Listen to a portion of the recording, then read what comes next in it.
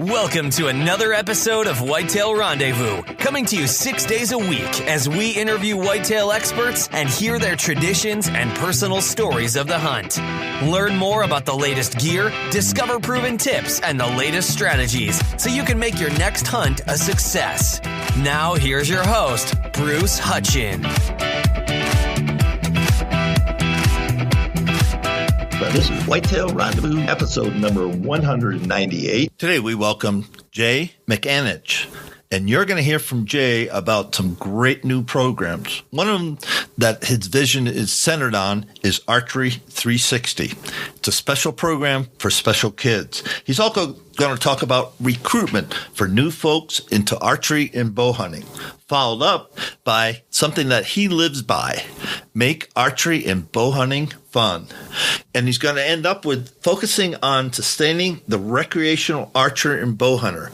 We got some challenges, folks, and Jay's going to talk about them. Hey, listeners, don't forget to text 33444 Food Plot for your free Food Plot ebook.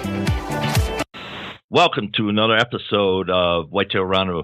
Folks, this is going to be a special one, and I'm bringing Jay McAninch from ATA, Archery Trade Association, live to North America, to every single listener. And please, folks, get this information out when you hear it. Jay, welcome to the show. Thanks a lot, Bruce. I enjoy being with you. I look forward to Whitetail Rendezvous. Thanks so much. And let's go back to the beginning. You were hired by, and some people might not know this, AMO, for Archery Manufacturer and Merchants Organization in 2000. And then things started changing. So give us some of the background of how ATA became the go-to place, the go-to industry today. Well, thanks for the for the introduction, Bruce. I appreciate the opportunity to give people some background. Trade associations are kind of a different creature, different than a lot of our bow hunters and archers are familiar with, because most of them belong to groups that are nonprofits, but they're groups that are allied with memberships like folks who shoot target archery, folks who hunt whitetails in all kinds of different ways, folks who may just like a particular kind of equipment. So we have all those groups to which members belong. The difference in a trade association, which is real important to remember, is that businesses belong to trade associations, not individuals. So we have retailers, manufacturers, distributors, all the different facets of the industry, including press and media. I give you that background because when I came, one of the things that I thought was really important is that we needed to build our organization from the inside out. And by that, I mean we needed first to aggregate all of the companies in the industry so that they not only worked together, but got along and had a shared vision and shared mission that they wanted to accomplish. We did a strategic planning effort in 2001, and we pursued that really strongly for the first half dozen or so years, 2006, 7, 8, through that period. And what we really did then was build the show, build the organization, try to create unity among the companies in the industry folks so that we were all pulling in the same direction. The next step we got to sort of a second tier was how do we grow archery and bow hunting in a very methodical, very practical but long-term way so that we had real results. Being a mile wide and an inch deep is kind of fun because you have a lot of contacts, but you're not very deep. You're not sinking tap roots, and you're not really getting things done. I've been in this business now just 40 years now. This a year or so ago, and I have not seen the kind of numbers increase that I'd like to see over my career, and I take some responsibility for that. So one of the things we did, Bruce, was we started looking at how do we create funding for programs that have at least a 3 to 5 year plan. How do we create infrastructure out there? And here's what I mean by that. If we're going to say that a state agency or a school or a Parks and Rec program is truly going to help people get into an activity, then you have to have a few things to make that happen. You have to have staff, you have to have a budget, and you have to have a program that you're going to implement. It's no different than in manufacturing. You can't say you're going to manufacture a product if you don't have a facility, if you don't have people working for you, if you don't have a budget, you don't have raw materials. So that was why we started a fairly nationwide, strong nationwide effort to build the kind of programs, train the kind of people, and make sure the kind of staff were in place to get things done. So that was kind of our second phase. And then our third phase was really trying to put all those pieces together to try to create a really strong foundation underneath all of archery and bow hunting could not only have fun, but could grow and flourish and really get to the point where we are today. And I like to think that today, when you look around, all the folks that are out there like you and many others in the media are seeing a breadth and depth to archery and bow hunting that we haven't seen before.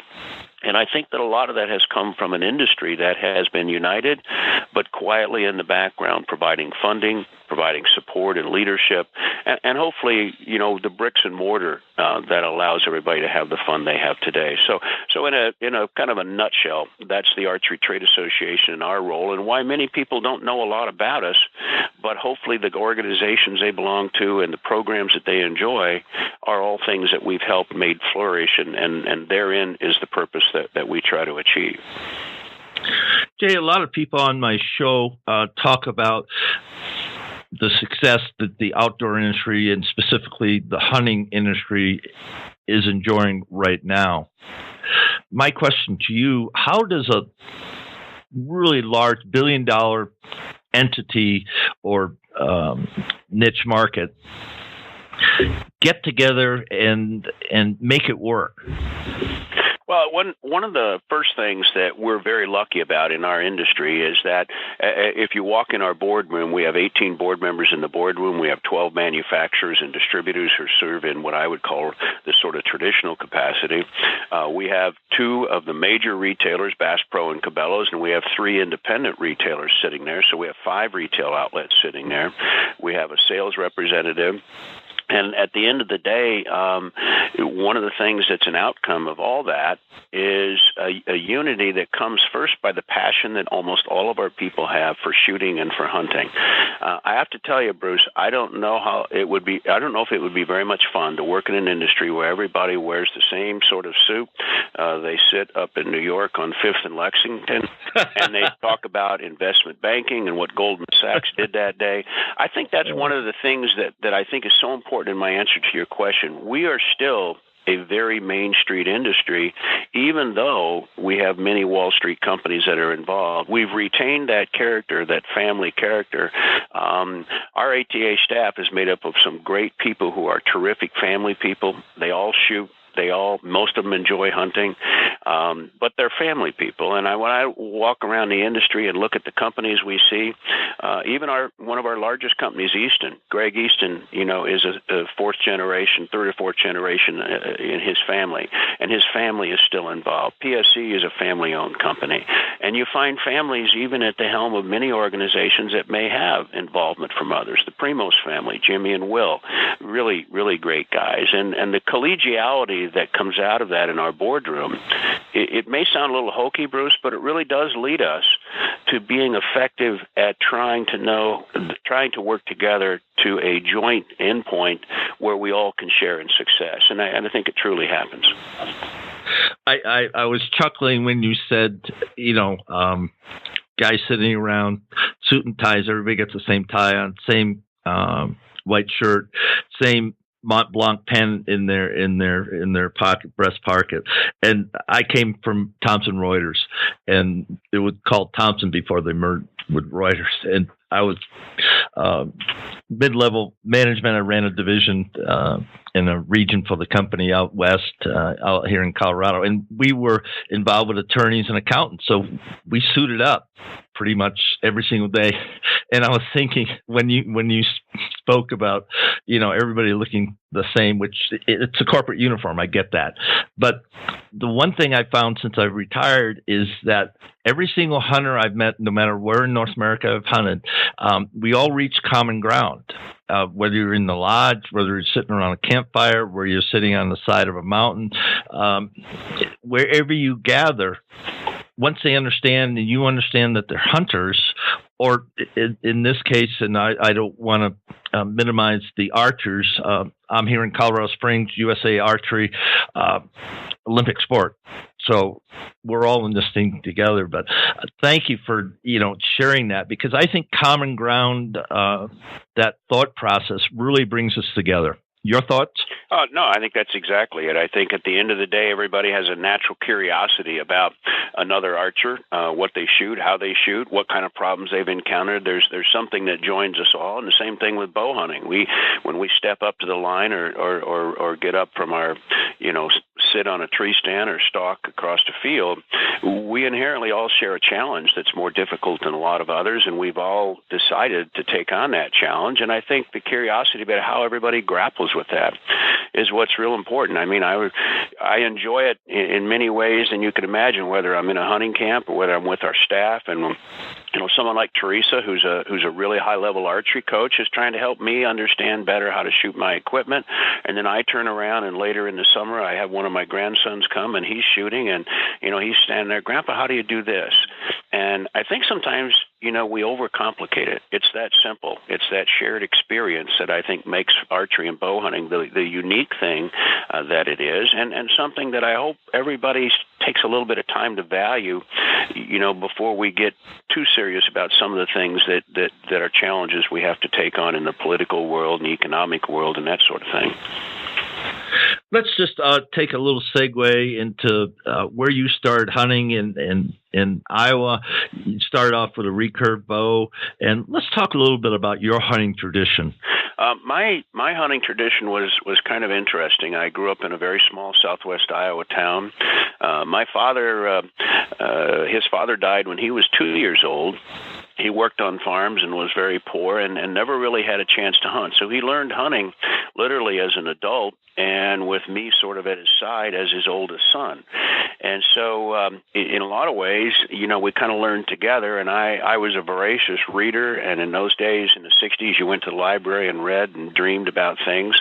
There wasn't even really TV shows on about any kind of wildlife yet until Marlin Perkins started the Mutual of Omaha's Wild Kingdom, which some of your listeners might remember. But at the end of the day, I learned just by getting outdoors and traipsing around. I trapped as a kid, and of course in southwest Iowa, pheasant and bird hunting was a big deal, and I got into that, fished. And when I got old enough, my best friend and I sent away to herders in Waseca, Minnesota, for our Ben Pearson 709 Hunter bows. And we got those bows and started shooting in the backyard, and we began to realize by going to the local Isaac Walton League Club, which was the only club we'd ever seen or known of, an enforcement officer from the Iowa Wildlife Agency came one time and told us about deer hunting. And in those days, they just took the state and divided into 4 quadrats, and I remember there's something like 4,000 or 5,000 licenses, and so we got archery licenses and went out, and we had no idea what we were doing. That was before tree stands and camo and all kinds of things. And I hunted really hard for many years, and my best friend and I would go out, or I would go out alone. My dad would take me out and leave me off for the weekend, and I would just spend time trying to figure out, how to get close and how to do things. And lo and behold, one day, I remember hunting along the river bottoms and saw a big doe, and she came through and headed on down south, and I was old enough to drive by that time. It was 1967, and so I got in the car and drove all the way down to a bridge way down south, maybe a mile and a half away, and got up in a little stand there. My buddy and I waited till she came through, and I shot her. And, of course, when I'm standing over her, I'm thinking to myself, wow, this is like the most unbelievable thing in my life. I can't even believe that this all happened. And, of course, half the town didn't believe it because we were the only 2 guys who bow hunted, and our especially one of the teachers I had, he had absolutely no doubt that there was no way these kids with these bows and arrows were ever a threat to any deer. And so we had to prove it to him that we actually shot one, and that whole experience was just life-changing for me, and I've always considered myself a bow hunter, even during the years when I got completely consumed with my work as a wildlife biologist and even with family and all the challenges you go through. And so that was a great moment for me, and I've been able to share that with my my son and my 3 grandsons and a lot of friends. And it's also something that, in a way, that I felt was very important for our staff to do. Once a year, we go to a spot and we all shoot, and we get out in tree stands and we all hunt. And I give a few of them a hard time, like Teresa, our public relations person, who's a very accomplished archer, about, putting on the camo and enjoying the woods. But we have a great time with it. But in a way, for me, I live sort of vicariously through watching them have great moments in time when they get to shoot their first deer, or perhaps see deer or see things that I remember seeing. And it's that shared experience that I spoke about a minute ago. That shared experience is what makes what we do very unique and really a very personal, yet something we're all lucky enough to do, for a living. Thanks so much for that, Jay. And we all have hunting traditions, and they start someplace, and they're all important to us because at my age now, I think back to 1966 when I first hunted a farm in Wisconsin. We're going to have our 50th anniversary this year of that hunt. It's remarkable how hunting just entwines itself and weaves itself into our life and helps make us the people that we are. So thanks so much for that. You bet. Let's go back to the business at hand and talk about recruitment of new folks into archery and bow hunting. Let's spend a couple of minutes on that. I think that's always been and continues to be the challenge that we try to take on. I think we in our group have some of the best and brightest and most insightful educators and folks out there who are working to help build recruitment programs. But I think one of the things that we've discovered that we really have to really try to get people to think more about is, let's not always think about recruiting those folks who are already growing up in hunting families, recruiting those folks who are part of hunting and rural communities where hunting tends to be a little more of a common topic. It is what I call the low-hanging fruit, and it is something we definitely want to do. But I think we have to continue to remember to take our message where we are a bit uncomfortable. Instead of being in a comfortable spot where everybody kind of knows and accepts hunting, and we're recruiting people who maybe haven't started yet, we need to learn how to go into those urban and suburban landscapes. You mentioned social media. We need to be able to get into social media and understand how folks play in that environment on Twitter and Facebook and Instagram, and how folks are learning a little bit about the world, a lot about the world, in fact, probably through social media. And their awareness of archery and bow hunting can start there, and we can develop an interest. But we have to play the game according to their rules and how they play it. It's a different world, different than the one-on-one sort of casual world and practical way that many of us went about learning, what we do and how we do it. So that's probably my biggest admonition to our group is, while we want to definitely recruit the low-hanging fruit and the people who are within our midst, we have to cross over the barriers that get us into social and digital world, learn the nuances of an emerging new group of millennials and other kinds of folks who are different than we are, and we've really got to play the game according to their rules and help still get them outdoors, get them to learn how to recreate in a world that isn't digital and isn't computers, but they can still use their equipment out there, just make it part of the process. Now, we got folks all over North America, Jay, and all different abilities on social media. What would 3 to 5 things, concrete recommendations that you would make to somebody that, hey, they got their hunting crew, they got their hunting camp, but now we're asking them, I hear you asking them, hey, reach out to people that don't know anything about hunting. And state agencies, and I was a hunt master for Colorado Parks and Wildlife for a while, and we went to the inner city and got kids out into the field and taught them, and then had some exercises, had some hands-on, and that program has expanded here in Colorado. But what's ATA doing along those lines? We've actually got a very strong mission that's focused even more broadly than just on schools and community groups and organizations. We're even working through almost all of our retail networks with something we call the Retail Growth Initiative. And what we're trying to do is just help people simplify the process whereby people can get started. One of them is just an introductory class or introductory effort to get people to pick up a bow for the first time and try it. But the most important outcome that we try to remind people is make sure they have fun. The object of the first hour, the first half hour, however long an introductory time that you have, the object should be, I want to ensure they come back for another session. I want to make sure they sign up for a course. I want to make sure they say, I can't wait to do more of this. Not to make, sometimes we get too steeped in the history of archery and bow hunting or conservation or the North American model or what hunters do, and we use it almost as a platform to try to convince them they need to become advocates for hunting. Well, I became an advocate for hunting, but I didn't get there when I was, 12, 13, 14 years old. I progressed there, started first with just having fun. And I think that's a message that we try to get out to everybody. Keep it fun, keep it light, keep it entertaining. Make it something they want to do as a form of recreation. That's probably paramount.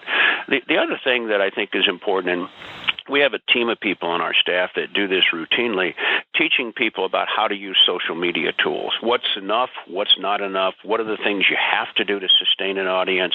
And yet, at the end of the day, it's not, all about the audience. It's about motivating the audience, about moving them. I mean, I see that, and we have those discussions internally as a group. Would we rather have, 100 million viewers? Well, of course everybody would, or participants. But if none of them ever take action and all they're doing is sort of just vicariously finding entertainment on our site, but it isn't motivating them to do something, then we will have failed. So a smaller audience with that you're making aware of about archery, making them aware of bow hunting, creating an interest that they can drive towards something, and then eventually trying it is clearly what we have to do. And there's a whole realm of skills and talents and substance that you have to really understand to get that done. And that's what our team does, and that's what we do really well. And a lot of that information is available on our website. Or frankly, people can even see one of the platforms that Teresa actually manages for us, and that's Archery 360. Archery360.com is a platform that we developed for those people who have just gone to a movie like the recent Hunger Games movies, or they have seen a show, or they have just happened on to somebody messing around with archery and thought, wow, that sounds interesting. And if they go to that site, we're looking to be sure they can find the tools, find the steps, find the things they need to get in and try archery. So those are a few of the things that I would throw out to you and your audience that I think are important to keep in mind if we're truly going to recruit people. Great segue. We're at the point in the show I'd like you to just tell the listeners how to get to ATA. The simplest thing to do, especially if they're in a group or they're looking to try to learn how to teach archery or bow hunting or get some kind of program, is to go to www.archerytrade.org. That's our website. If you look on the staff page, you can find a number of our staff that have all kinds of titles that'll be appropriate to what somebody may want to do. And if you can't find anything specific, then the simplest thing to do is just follow the phone number on the web page, call it, and our receptionist will help you find the person you need to find, whether you're interested in bow hunting or archery or programs or maybe even helping build a community archery park in your town. So I think we've got ways to help just about everybody or connect you with what you need to get involved and help ensure the future of our sport.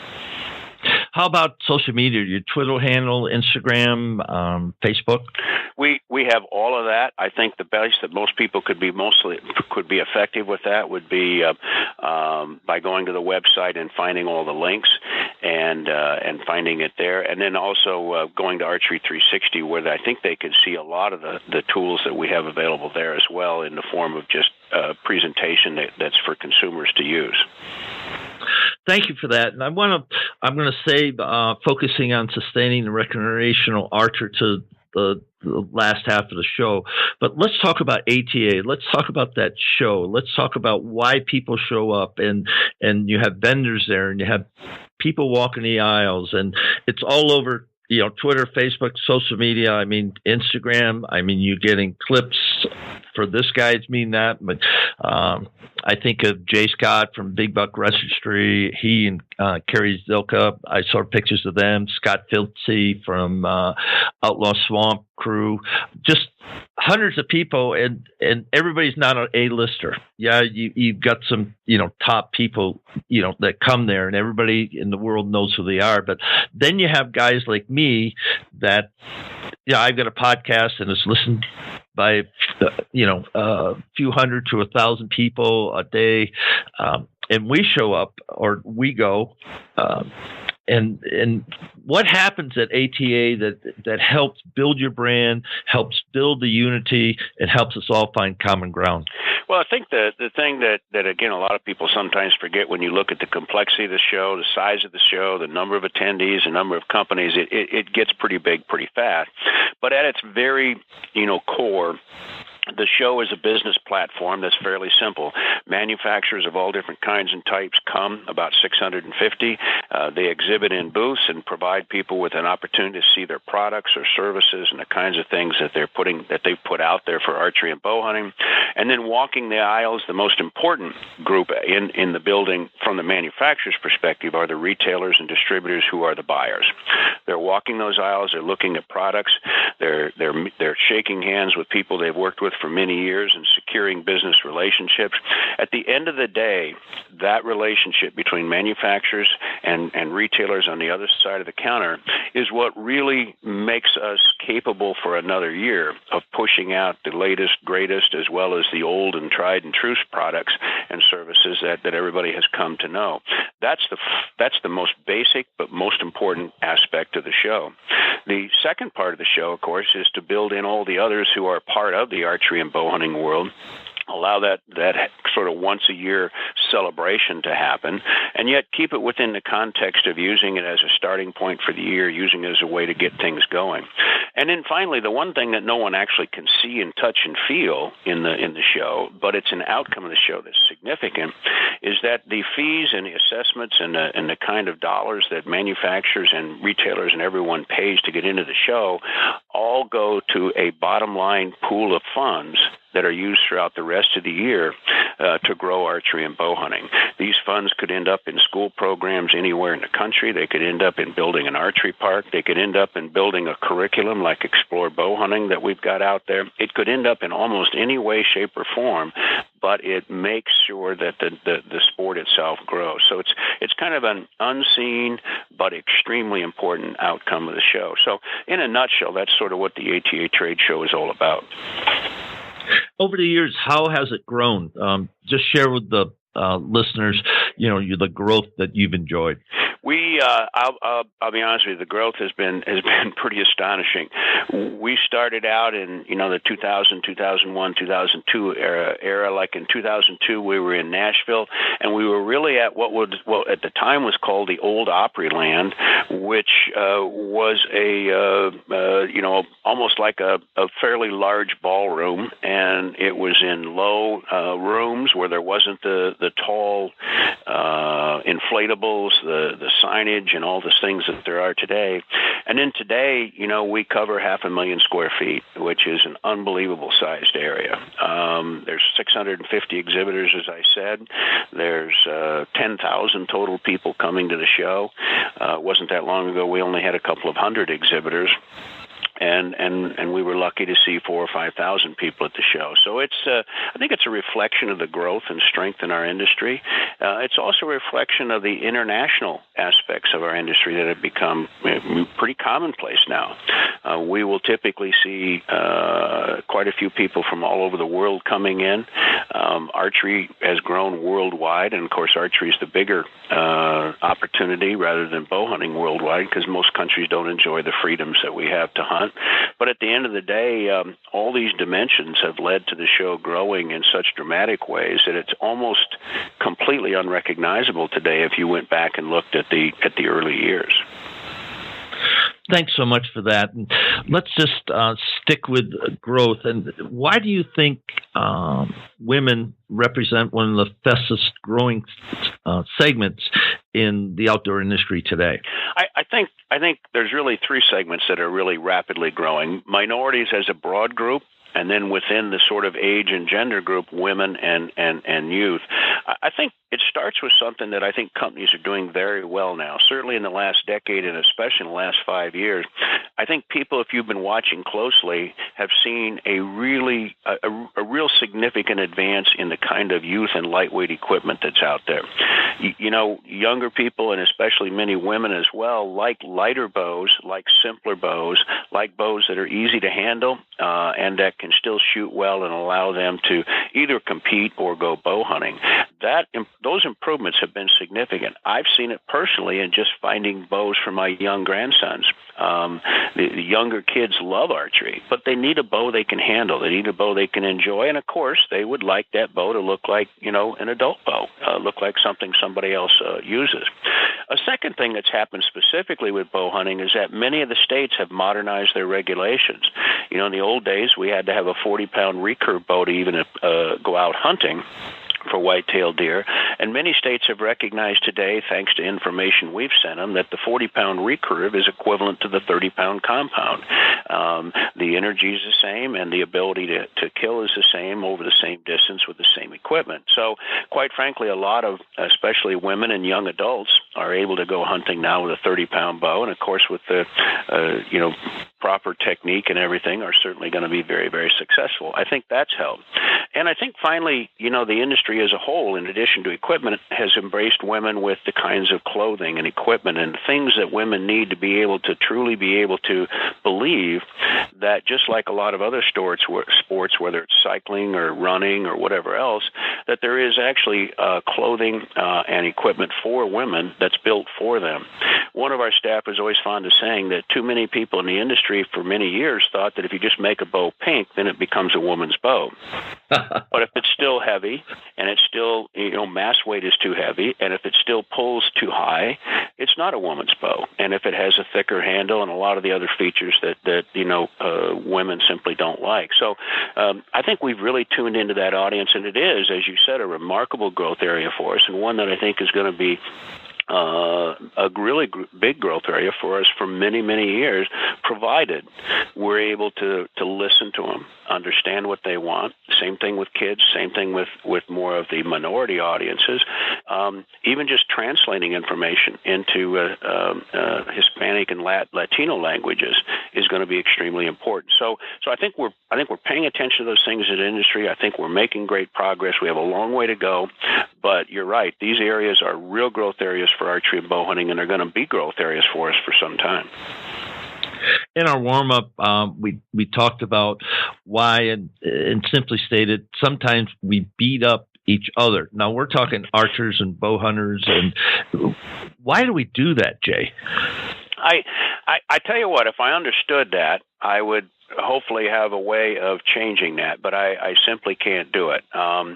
The process in my career has started. I came along and hunted with recurve bows, and so when compound bows came, that technology was allowed into the retail shops, and of course hunters responded, and the compound bows literally took over the market.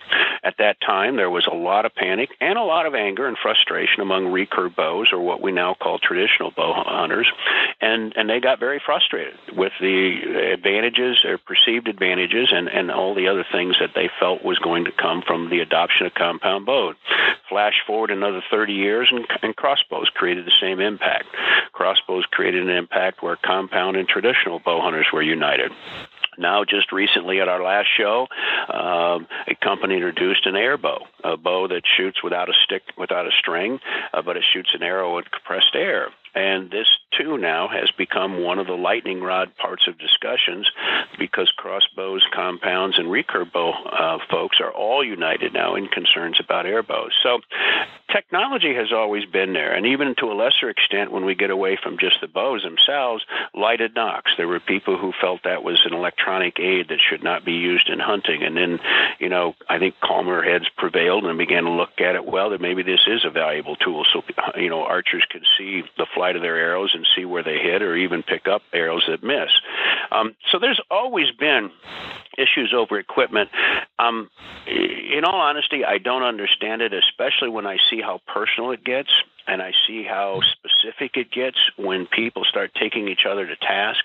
You almost want to step back and say, gosh, are they even in the same sport? Are they even, have the same, ultimate interest?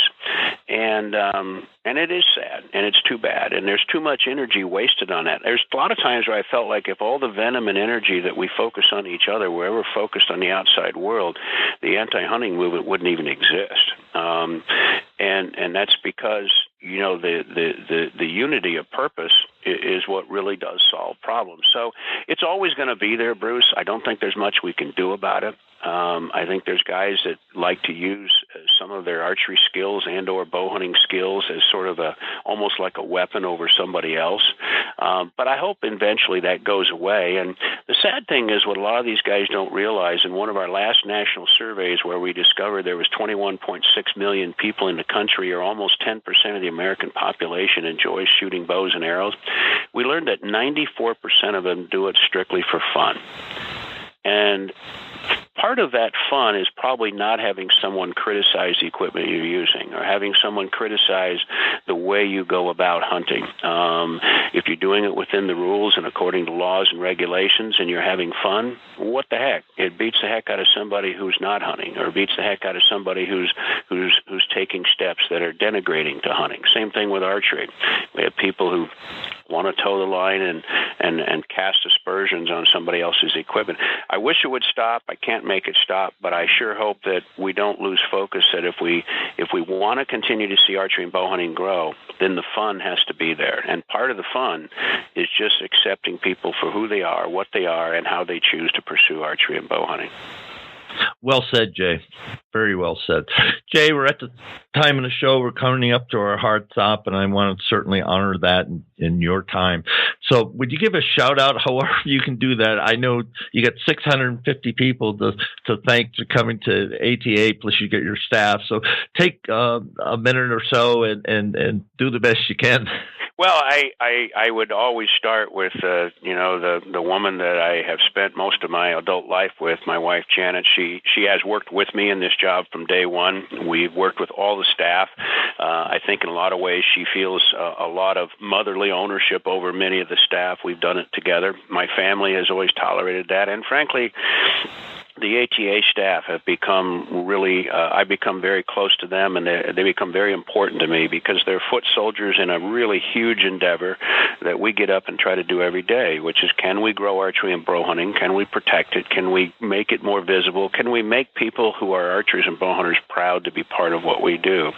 And so that core group that I get up and work with every day is really, really unbelievably important to me. And I think a lot of people don't realize just how much they do and what they give up to do their job. So that's my shout out, family, close folks who work with me every day, and then all those people who really get up every day and just have fun and enjoy archery and bow hunting. I give a shout out to them as well. Mr. Jay McAninch, CEO, President of ATA, thank you so much for being on the show. And listeners, you got some great insight. And if you've never been to ATA and you have a link to a retailer, you have a product yourself, think about attending. So, Jay, thank you so much for being on the show today. No problem. I appreciate it. Enjoyed it very much, Bruce. Make sure you listen to tomorrow's show, folks, because you're going to hear about what it takes to do great filming and photography in the outdoors. The outdoor experience means something different to us all. So listen to Coley Bauman of Rooted Outdoors tell you what's so special about the outdoors for him. Thanks for joining us. Be sure to tune in tomorrow for another episode of Whitetail Rendezvous, where you can listen and learn from the experts so you can be more successful on your next hunt. Until next time, listen, learn, and succeed. Remember to text 33444 Food Plot for your free ebook